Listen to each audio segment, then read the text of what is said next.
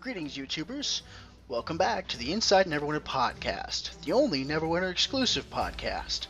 It is Sunday, September 22nd, 2013. I'm your host, DJ Takuya, and my up-and-coming co-host, J-Dog, is out this week again. Unfortunately, real life just doesn't seem to let up, and he has had things to take care of during the show this week. But never fear, we have much to talk about in the news and the state of the game. In related news, we're looking into admitting a third co-host for the show.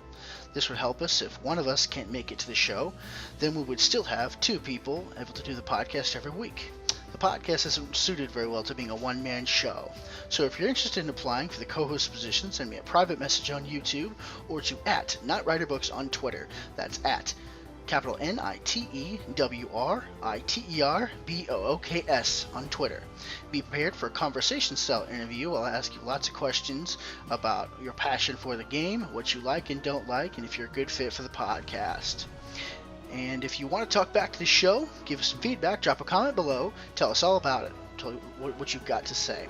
We'd love to share your viewer feedback on the show, hear what you've got to tell us, and give you a shout out at the top of the show before we start things off every week. So without any further ado, me all alone, solo in this mother, let's jump right into the state of the game this week. Alright, finally, I think, and I think most everyone else has, we've opened the realm of Malabog. What a realm it is! First, this is clearly the best looking of the 3 daily hubs.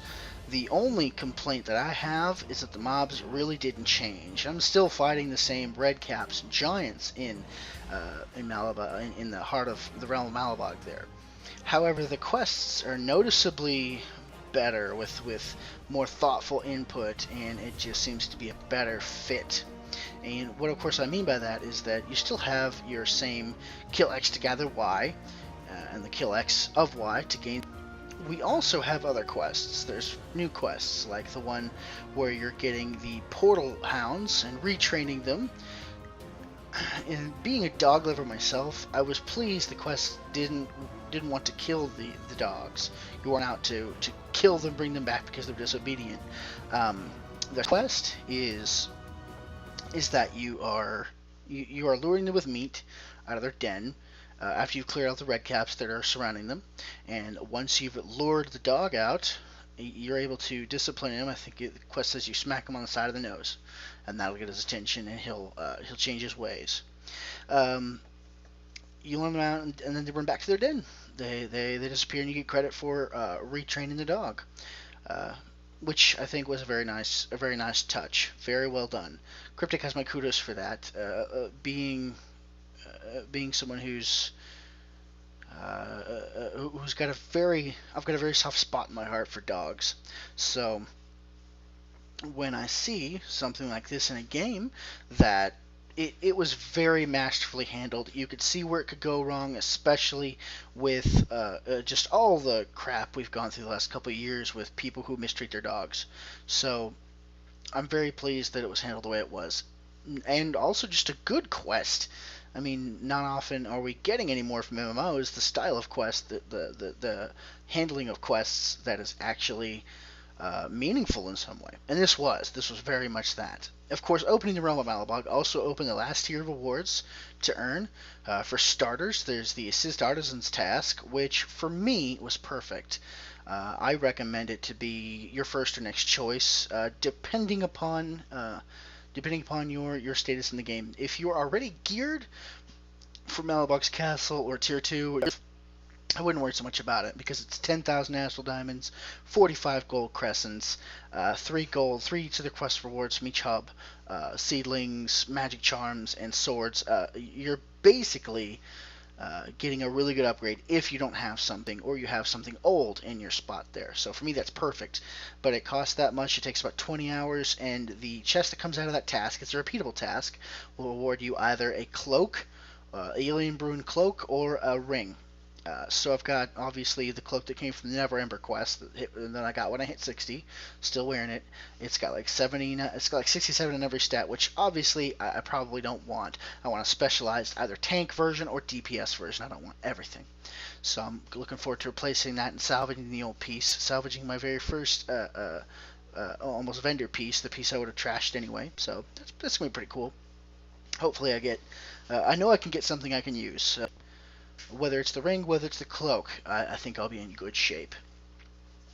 So, I'm very happy with that. If you're like me and you're getting together two sets for different modes of play, Ilian Bruin pieces are nothing to sneeze at. It's pretty useful. The other rewards in that task are all kind of building up on that. They take a lot more. For instance, they take sparks, which is we covered last week. They take some time to earn, about 160 every week. I think 180, something like that. Something close, because it was like 50 at the start. Yeah, that's right, like 110. 50 at the start, and then start of the week, and then you can earn 70 over the course of the week, so 120 or so. So those do take some extra time. Of course, when you go to the boons and you look at the boons and the campaign pane there, when you look at those, they're going to take, I think, 6 days worth. It takes 160 sparks and 18 alien a week, almost and a half worth of work there for the sparks. That's basically a week worth for the swords. So, but it's going to give you either the choice between 700 health or 2%, I think 2% of your action point gain. So you'll be gaining more action points per thing that gives you action points. Like each class has something. In mine, the Guardian Fighter does it basically for anything I do: dealing damage, taking damage, blocking damage, um, guarding damage. If I avoid damage, I don't get it. If I am healed by potions, I don't get it. But otherwise, I'm good. So whatever I do will earn me some action points, and that's a boost. I'm not sure about which one to take there.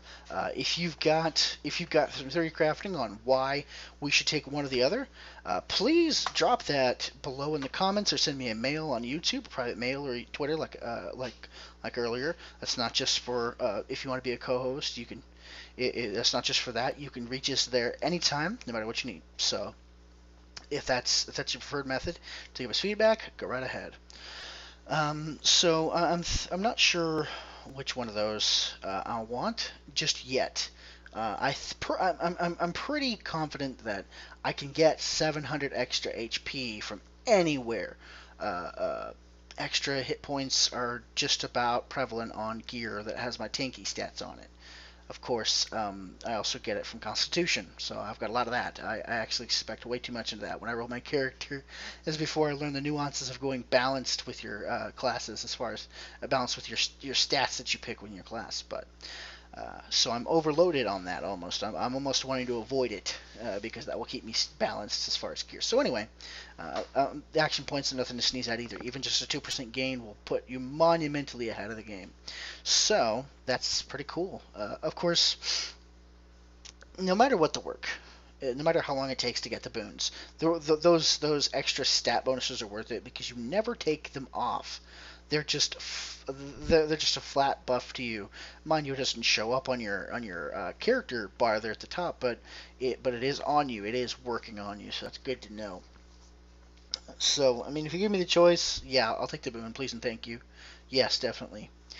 So anyway, the show isn't meant to be a do this, do that type of show. I just like to share my strategies for achieving rewards. I also got the chance to run through Celadine's Tower, the first instance quest, or the instance quest, like Gnarroot Caves and Witchfen, in the realm of Malabog there. So, of course, this one's the best of all three in my opinion. Of course, I already liked the tower instance previously in the game. The rule of three shows up there again, as you have to take 3 portions. So there's that rule of three again. We have 3 areas to quest in. In each area, you get 3 daily quests, and then a bonus quest go to the instance. And then you go to the instance in here, and you get another realm of 3. 3 just pops up. 3 is a good number, of course, but 3 is a nice round number. It's a small number. It feels pretty good. So um, there's a there's a concept in storytelling and writing that says when you show 3 of something happening, that's completion. I think that's somewhat of a mind hack when you put it into a game, and we're using it in our daily progress because that's character progression. But I'm all for it because it doesn't necessarily have to be something that you work around. If it works and makes your mind think that it's more fun or that it's better, more power to it because that's a win-win. Everybody wins. Of course, I think, yeah. I think that's everything I wanted to talk about here. Of course, I really want to give Cryptic a good thumbs up for our quests, our daily quest system. We have one of the best personal progression systems of any game that I've played, and I'm willing to bet out of most games that are out there, because the Sharendor campaign in Module 1, when it hit and came, I didn't realize what it would bring us, but it's actually brought us a way to monitor how far we're getting out of our playtime every day. Like me, I play for maybe 2 or 3 hours at a time, and I'm getting what could be arguably the best rewards. Obviously, when you don't have as much time to play, you have to maximize the reward you get out of it, so that you will, in order to benefit the most. So I'm really, really glad that I have a way to measure how much I'm getting. I know how much of each currency I'm earning every day from what I'm doing, and I have quests that don't take too long. Of course, now that Midsummer's over, completely over. Extended it one day on Thursday, but now it's completely over on this weekend. If you are interested, if you still had some tokens or some flowers or something to spend, there is still an NPC. There's still an NPC midway between Sergeant Knox and the King Neverwinter up there in the palace. I forget what that area is called. Halfway between there and the shrine, halfway between all those three things, and then the marketplace and the auction house.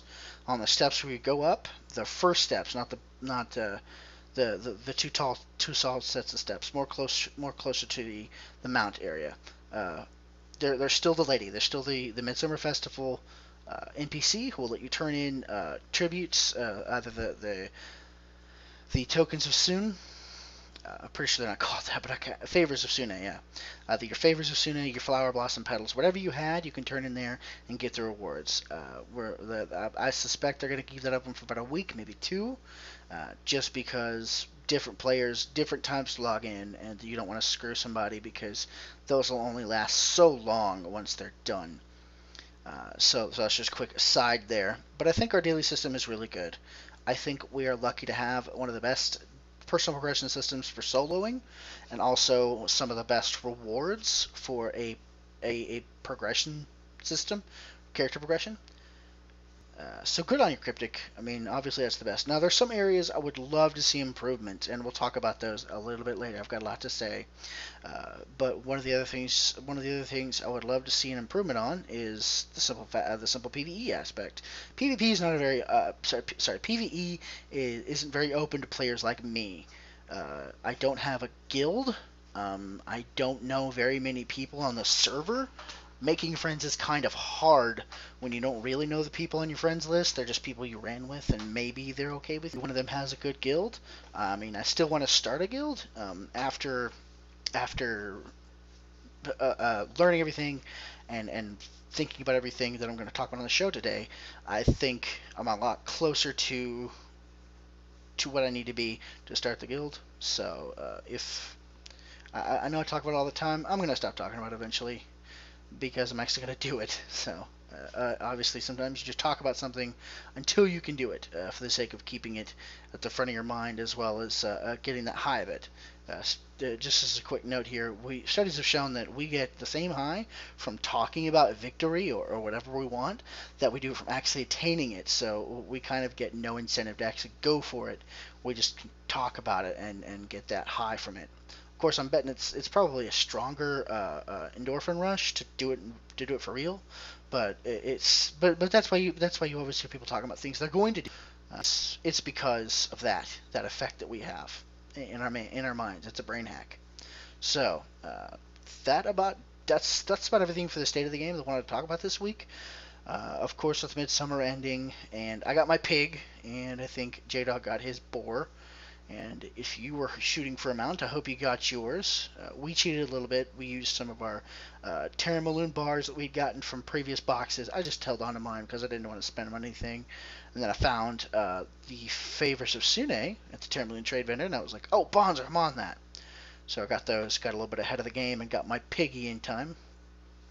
But if you weren't able to get it, know that method is still available to you for at least probably a week, and hopefully you will get what you wanted to get. Other than that, I think we both got some of the transmute weapons just to sell, just because they'll make a little bit of money. Mine haven't sold here in a day or so. But all in all, the state of the game is good. We're moving forward and we're getting better. So we'll kind of loop back to that here in just a little bit once we get to what I'm going to say. Just real quick here, due to the large size of the state of the game section this week and the fact that this week's patch was completely it was all fixes for bugs and glitches. We're just going to skip over news from the Enclave this week. I think the real news is the Realm of Malabog area opening for most of us, depending upon play schedules. Rest assured, if you're still working up to that, it's well worth the work you're putting in. Plus those sweet, sweet boons. Moving on to the featured foundry this week. This week's featured foundry is a quest called A Fateful Encounter. It's by @Zoyva, @Zoyva, and you can find its quick search tag in the description below today for today's video. So, just to jump, this foundry is another strongly combat-centric quest. However, the story is a little more meaningful this time than has been previously reviewed. A Fateful Encounter was everything I had hoped it would be in a foundry. This quest takes you to the Blacklight Market District, which you may have seen the map for previously. You have the choice at the start of each area to select the difficulty of the foundry according to if you're looking for a challenge or not. So you have easy, you have medium, you have hard. I went with hard as my personal choice because I wanted to see how bad it could get for that foundry, like how hard it would be, how much you'd have to push. With this being daily qualified and taking about 30 minutes at longest on the hard, that was. I'd say that's a really well tuned foundry. Of course, a lot of these foundries you've seen that have been featured or in the best or have been spotlighted. Of course, they're going to have polish on them, but it just goes to show what a foundry author can do with the tools they have. If I keep stuttering, it's because I'm not sure if my sound program on my microphone is cutting out on me, so I just kind of hold what I'm saying and kind of repeat it to make sure I don't lose it. So if I sound kind of funky, I'm working on my equipment and I'm going to upgrade it soon. Alright, so as you clear out, but back on topic, as you clear out the National Rebels in this quest, the individual mob packs are different each time. That provides for more interesting combat since each pack requires different strategy on your part. I won't spoil any of this story for you, but I will say this. The plot of A Fateful Encounter didn't disappoint. It was interesting and nuanced, which we owe in part to the use of open dialogue trees throughout the quest. Unlike some story-intense foundries, you don't have to spend all day reading through NPC speech. Conversations with NPCs moves at a realistic pace. You basically have Rule of 3 show up again, and you have 3 options to tell to the person. You can pick the nice guy option, you can pick the dickhead option, or you can pick the meh, I don't care option. So, depending upon what mood you're feeling like, if you want to take it out on an NPC, or if you're feeling benevolent, if you're feeling benevolent towards the NPC, towards the quest, you would pick the nice guy option. Or if you just want to see what happens when you pick the dickhead option, sometimes I do that. So it's a little bit of personal choice, which makes more fun because when you can make a choice, that's more fun. We've been shown that time and time again with MMOs. So that was well done, the ability to choose, and that the fact that the conversations didn't take very long while getting to the point you want. It's like that old rule about the skirt when you're writing an essay: short enough to be interesting, long enough to cover the topic. So you want to get to the heart of the matter as quickly as possible using dialogue. So well-used dialogue. It's a great tool when storytelling.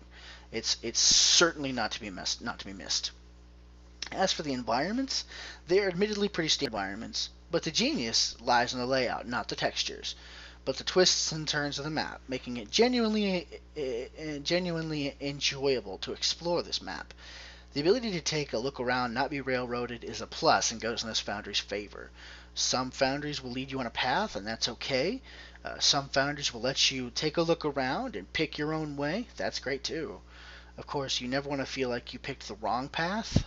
Backtracking should be kept to a minimum, especially backtracking that wasn't necessary or that maybe was a little. If you weren't giving any kind of advice about which path to take or anything like that, and you had to go a long way and it wound up being a way that didn't advance the quest, you would be upset. Understandably so. So not to worry. This is very much a quest where you can look around wherever you want to look, do whatever you want to do. If you happen to take the choice that isn't open to you yet, like if you got to the point where you have to go back and do the other part first, that's okay. It's not very far, and there's still plenty of interesting mob packs to fight. All in all, clocking in about 30 minutes on the hardest difficulty, this quest never left me bored. I was interested and invested in finding out what would happen next. It's a perfect example of what Foundries can be if they are polished. It's only a shame that we have a lackluster reward system for Foundries, because quests like this are only tainted by the lack of reward at the end. And I've got to say, really, that is just it's a hit. It's a hit to my heart when I'm playing through a really good Foundry, and I've put a little bit of heart into it. I'm gonna get you. I'm gonna beat this. You know, it's a real thrill of victory to beat it, uh, and then it's a real hit to the morale to get a crappy unidentified green that you'll never look at again once you're done. Because Foundry should be enjoyable even if you're already gearing up. So we have a kind of lousy a lousy Foundry reward system. I understand it was nerfed because we had exploits happen to it, but please, Cryptic, can we get something better than what we have now?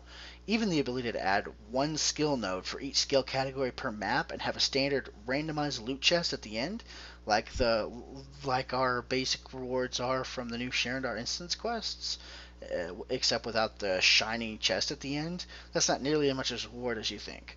Um, or heck, if you're really feeling like it, just keep that crap.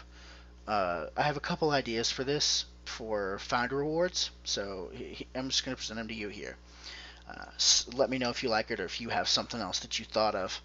But here's what we can either put a relatively small amount of a useful currency in the chests, like maybe 100 glory or 5 seals.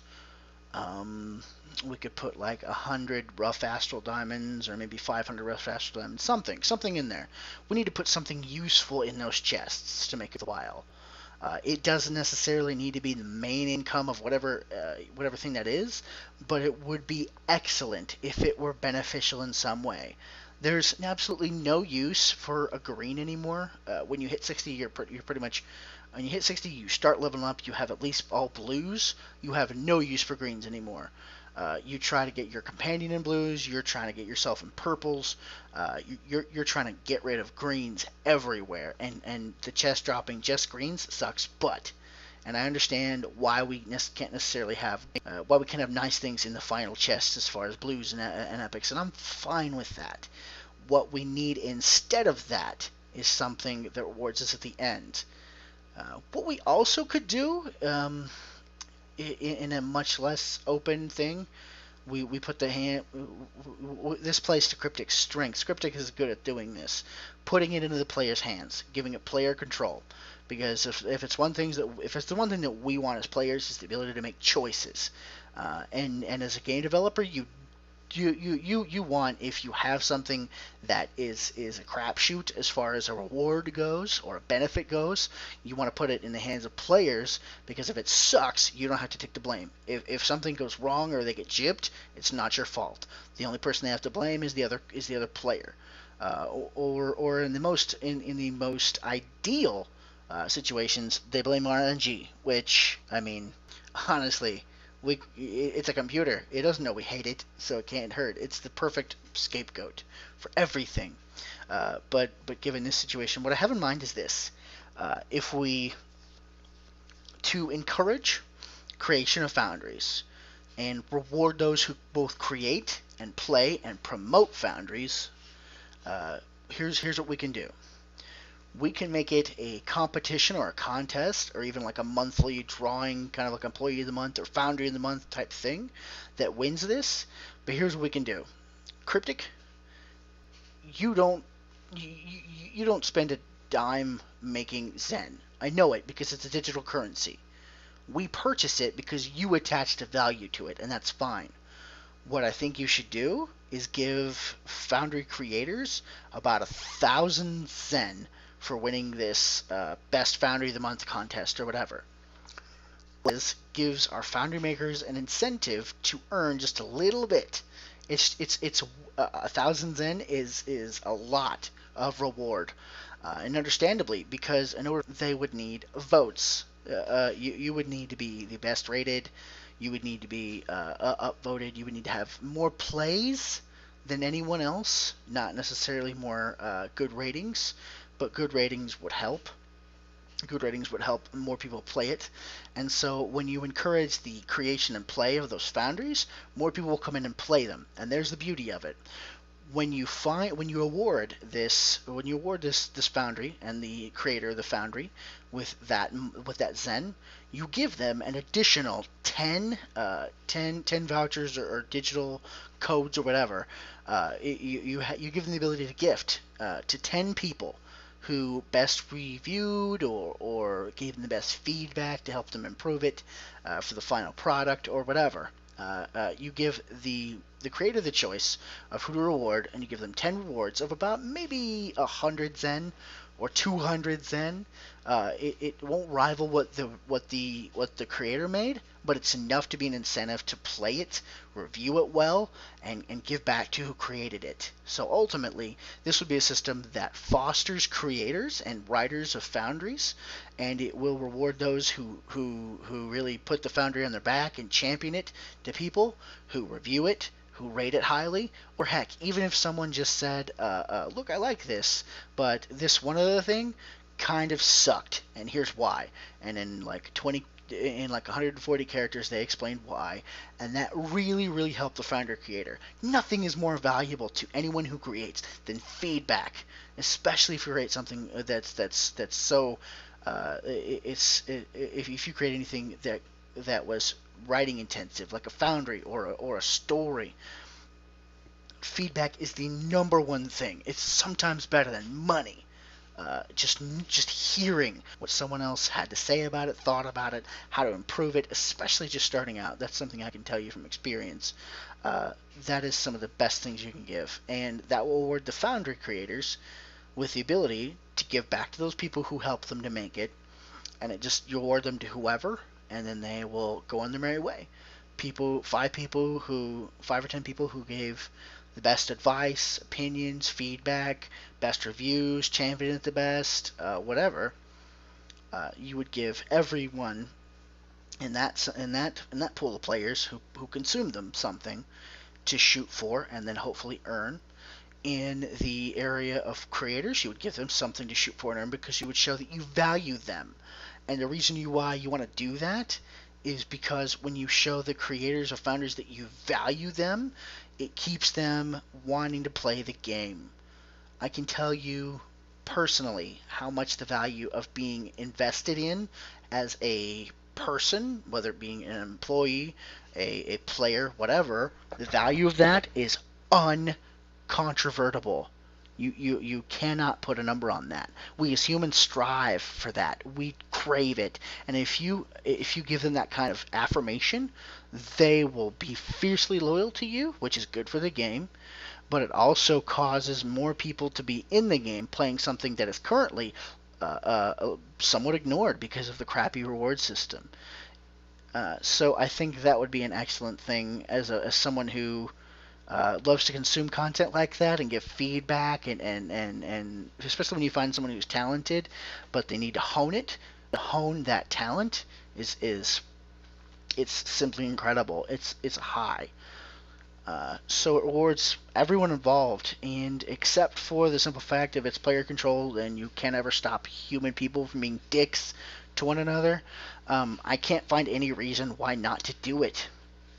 But like I said, at the very least, Cryptic, can we please get just regular chests and regular skill nodes placed randomly? It doesn't have to be in player control, placed within founder quests to give us something from that. Because we could get lucky, or we could get unlucky. It doesn't matter. But if you did that, it's just like any other content. There's no detritus on it.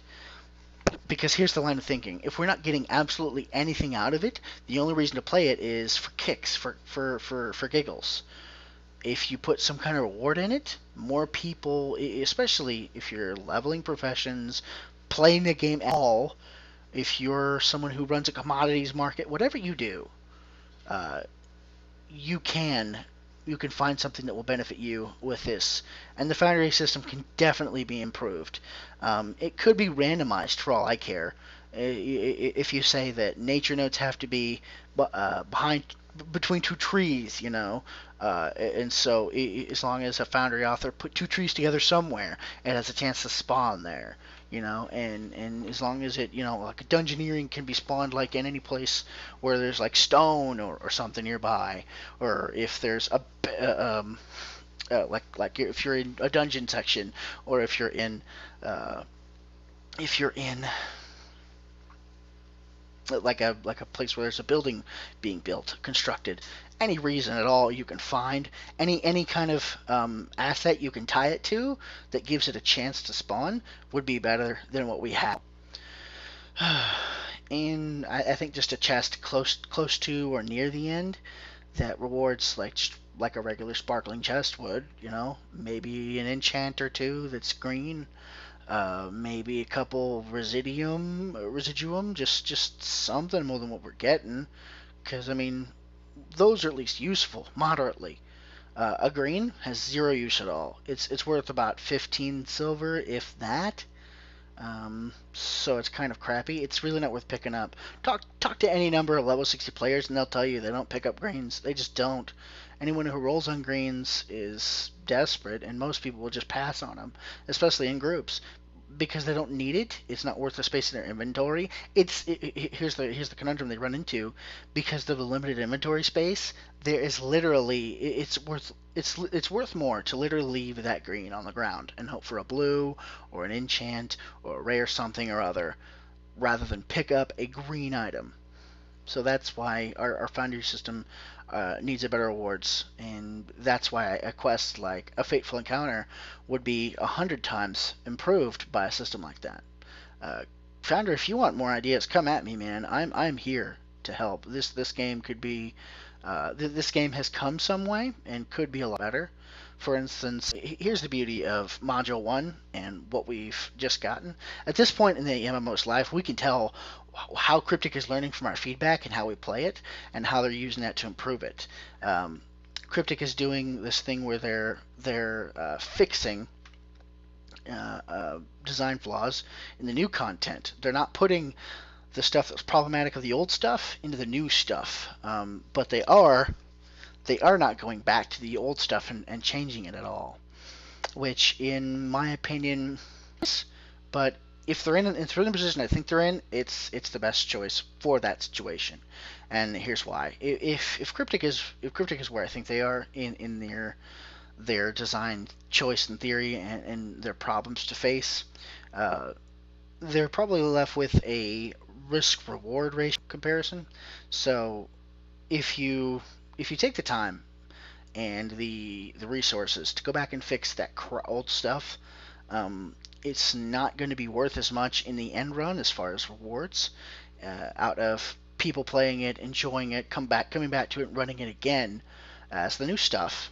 Because as soon as you hit 60 now, you don't have any bar of entry to the new stuff. You can just go straight to the new stuff.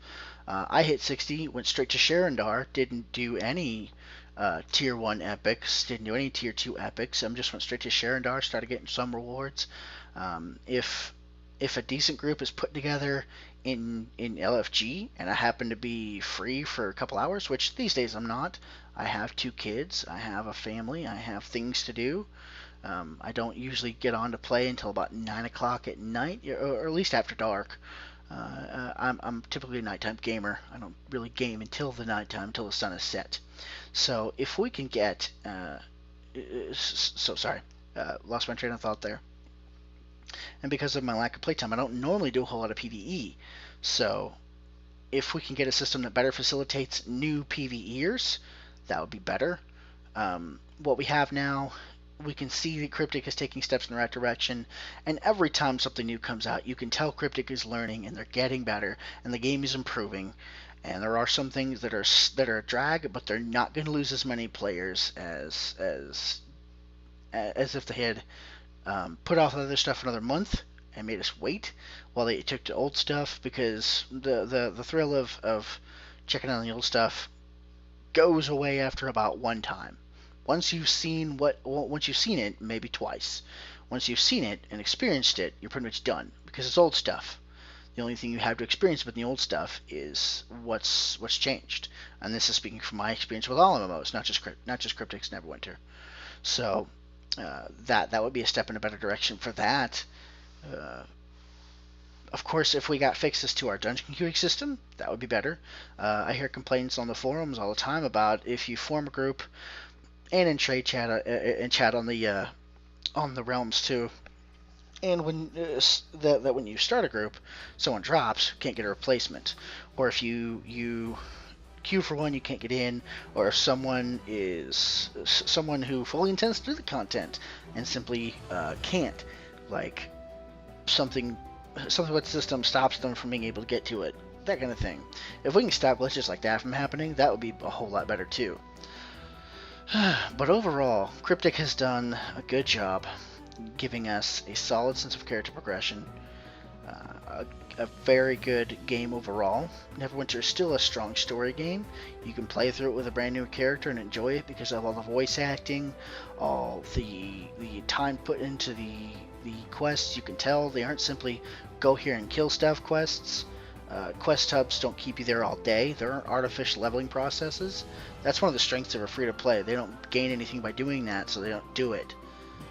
So, ultimately, when compared to everything else, I'd say Neverwinter is pulling ahead of other options. And if they keep going the way they are, it'll be the best game on the market for free.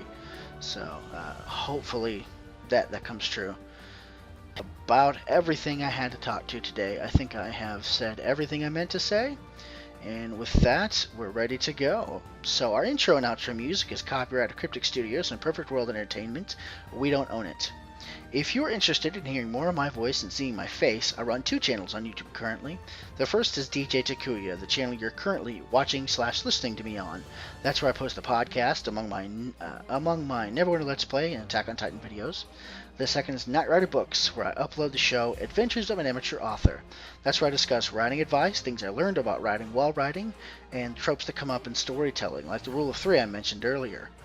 So keep your eyes and ears peeled on those channels for more videos from me this week, especially on Night Rider Books. I'm feeling very, very strongly about that this week. I think we're going to see 1, maybe 2 new videos there this week. That's going to be it for me, from the absent J-Dog. We'll see you next Sunday with another edition of the Inside Neverwinter podcast. Safe travels until then, Neverwintons.